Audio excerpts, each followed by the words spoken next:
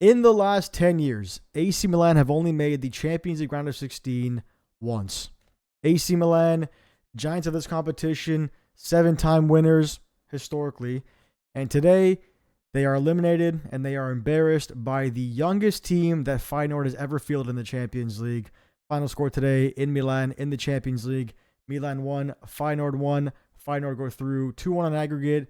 And what a dark day this was for Milan fans all around the world. How's it going, everyone? My name is Marco. We are back on Kush's channel today to review the game. I am a fellow Milan content creator, and I go by the username @MeMarcoG on all social media platforms, Instagram and TikTok being the main one. My record on this channel now falls to 1-1-1.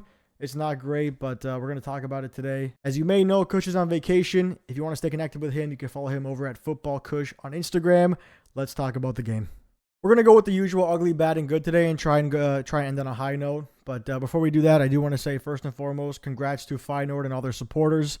This was a team that had every excuse in the book over these two legs with all the injuries. Their captain is out for the season, I believe. They fired their manager. They're using an academy coach right now. This team, full of kids, really, dug in when they had to. They got the job done.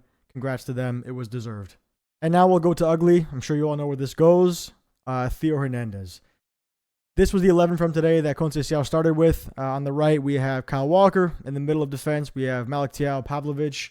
On the left, we have Theo Hernandez. Mike in goal, of course. In the middle was Musa, Johnny Reinders. On the right, we had Christian Pulisic, João Felix in the middle, Rafa Leao on the left, and Santi Jimenez up top.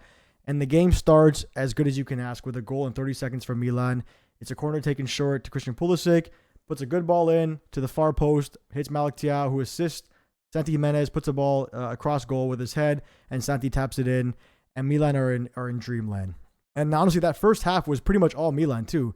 We have Rafa looking up for it this game.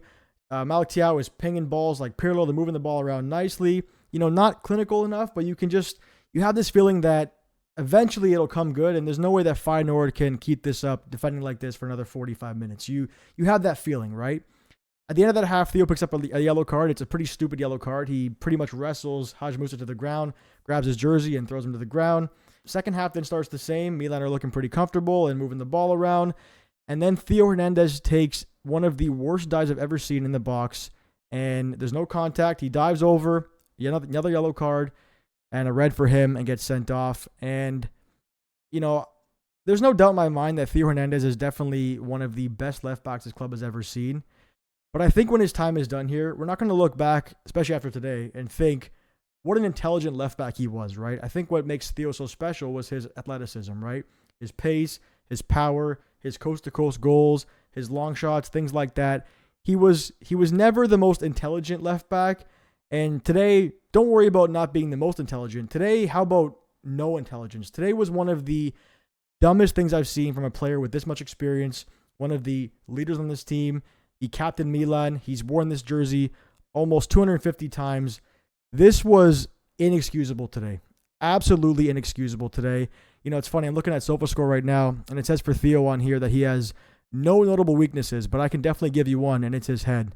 Because we've seen too many times over the years at Milan that he just, every now and then, loses his cool, his concentration, his temper. He's been suspended at Milan 14 times, and that's just, you can never be a true great, a true leader when you're this much of a liability. And it was just incredibly sad to see today from a player that we've come to love over the years, who's given us so many incredible moments, but today was just such a bad stain on his Milan career. It'll take a while to forgive him, in my opinion.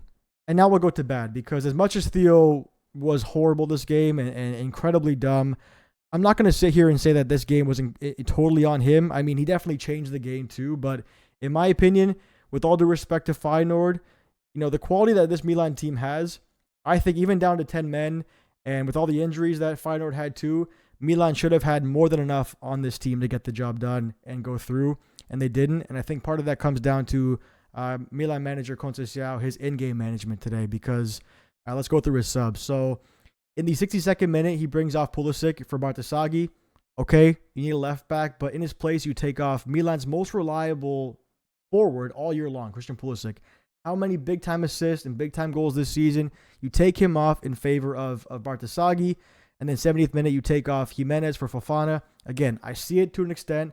The game's being lost a little bit. Feyenoord are getting into the game. They're going into the game.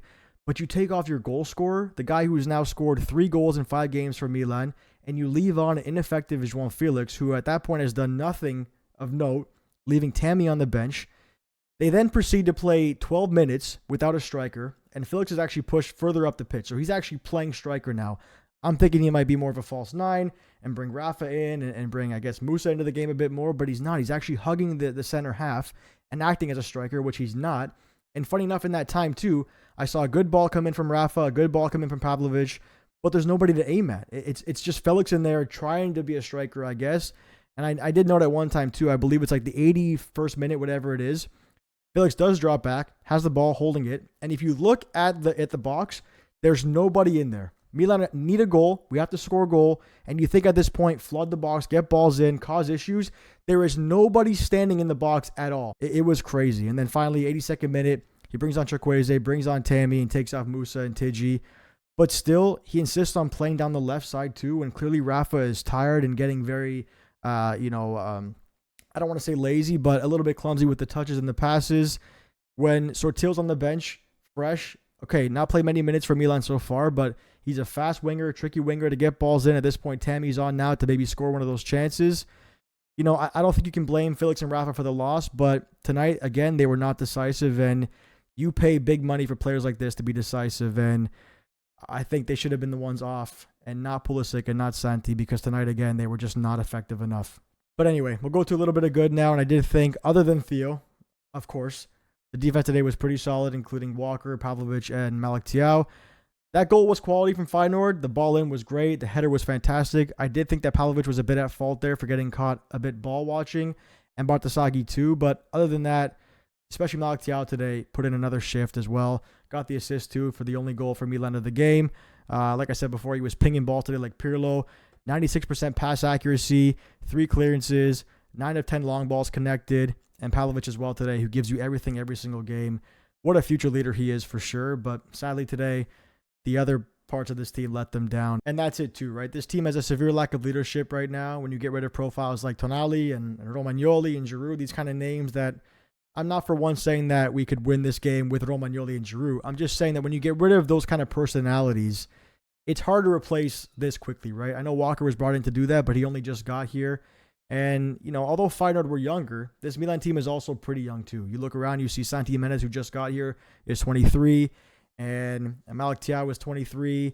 Pavlovic is 23. Rafa Leao, one of the more experienced players, is 25. Musa is 22. We are lacking leaders right now, but I think that games like this, results like this, if you care about what you do and you care about this club, these games will build leaders. You have to hope so, right? The reality was this team was not going to win a Champions League this year. They have bigger priorities right now, which is making top 4 to play in this tournament at all next year. It still does sting, though, because even though they are young, of course, this team still had plenty of quality, even down to 10 men to get this job done, and they didn't. I said this on my video too, but the list of things I love in this world more than this football club is pretty small. And it pretty much goes like my parents, my grandparents, my family, my friends, my dog, and Milan. Like at this point, this football club is part of my identity, and I'm proud to be a Milan supporter. I always have been. I'm proud of the videos that I make, and I'm proud of the community that I built, as I'm sure Kush is as well. Like we love coming on here and talking to you all about this club that we all love, right? But today, like tonight, after what I saw, it felt a bit embarrassing, and it's a tough one to swallow for sure. But listen, we look forward from here, and what's done is done. But I want to say thank you one more time to Kush for letting me speak on the channel. I want to say a massive thank you to you all for giving me your time once again and welcoming a new face on this channel. If you like what you heard and you want to follow me, my social media links are down below and also on the screen here. I go by MeMarcoG on all platforms, Instagram and TikTok being the main ones. If you want to connect with Kush on his vacation, you can follow him over at FootballKush on Instagram. End of the day, we will still be here, of course, through the bad times, through the good times. As always, thank you all again. And Forza Milan.